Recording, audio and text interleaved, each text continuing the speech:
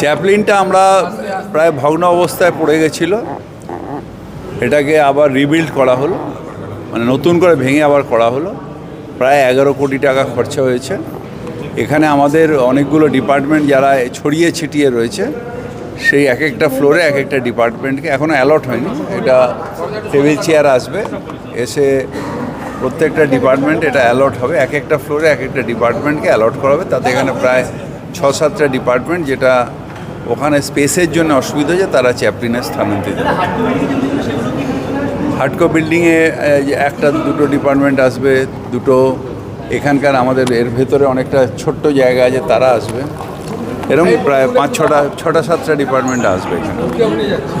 আজকে অধিবেশনে সজল ঘোষ তিনি সুশান্ত ঘোষের বিষয়টা নিয়ে বলতে উঠলেন, তো ওনার মাইক বন্ধ করে দেওয়া হলো। উনি বলছেন বিরোধীদের কণ্ঠরোধ করা হচ্ছে। এটা নিয়ে আমি কিছু বলতে চাই না, কিন্তু প্রসেস অফ কর্পোরেশন প্রত্যেকটা কাউন্সিলরের জানা উচিত। আমরা একটা টাউন হলে মিটিং করেছিলাম, সেটাতে অ্যাক্ট অনুযায়ী কীভাবে করতে হয়, কীভাবে করতে হয়, যে কোনো জায়গায় যে কোনো কোশ্চেনের উত্তরে যে কোনো জিনিস দেওয়া যায় না। ধরুন আমাকে একজন প্রশ্ন করলো যে কলকাতায় জল নেই কেন, আর সেখানে যদি আমি বলতে থাকি যে মেঘ আসছে, তারপর জল পড়বে, তারপর ড্রেনেজ হবে, এটা ঠিক না। সুতরাং পলিটিক্সটা একটা আলাদা জিনিস, আর কর্পোরেশনের কাজকর্ম একটা আলাদা জিনিস। সুতরাং এটা দুটো মিলিয়ে ফেলাটা ঠিক না। ববিদা, একজন কাউন্সিলরের উপর যেরকম একটা ঘটনা দেখলাম, সত্যি কি সকলে ইনসিকিউর? কোনো ইনসিকিউরিটি নেই। একটা ঘটনা ঘটেছে, ক্রিমিনাল ঘটনা ঘটেছে, ক্রিমিনাল অ্যারেস্ট হয়েছে। Calcutta is a safest city, এটাই থাকবে। তার অ্যারেস্ট হবে, আর বিচারে তার যা বিচারে আইন অনুযায়ী ব্যবস্থা হবে।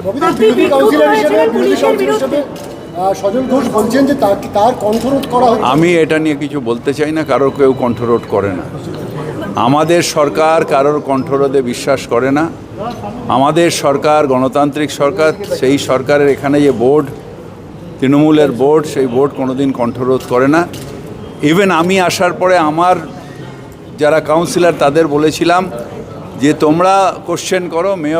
মেয়র পরিষদ আগের শুনেছিলাম যে কোশ্চেন করতে মানা করা হয়েছিল। আমি বলেছিলাম না, এলাকার ডেভেলপমেন্ট, এলাকা নিয়ে বা তোমাদের যেটা ইচ্ছে, মানে যেটা জিজ্ঞাসা, নিশ্চিতভাবে এই প্রশ্ন করো, আমি উত্তর দেব।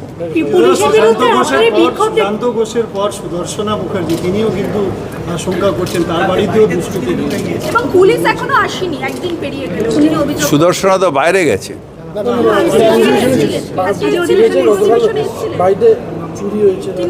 চুরি হয়েছে তো চুরি হয়েছে করবে, এটা অভিযোগে। চুরি তো হলে তার ওখানে হবে না, চোরকে খুঁজতে হবে, করবে। সে পুলিশ দেখবে, পুলিশ নিশ্চয়ই যাবে, গড়িয়াহাট থানা নিশ্চয়ই যাবে। ববিদা, আপনি পুলিশের বিরুদ্ধেও একরাশ ক্ষোভ উঠেছেন, দলের একাংশ এই কথাকে সমর্থন করেছে, কিন্তু মতবিরোধ দেখা যাচ্ছে, কি বলবেন? আমরা এসব নিয়ে কিছু বলবো না, আমরা এগুলো নিয়ে কোনো কথা বলবো না, কারোর নয়। আমরা প্রশাসনের মতন চলবে।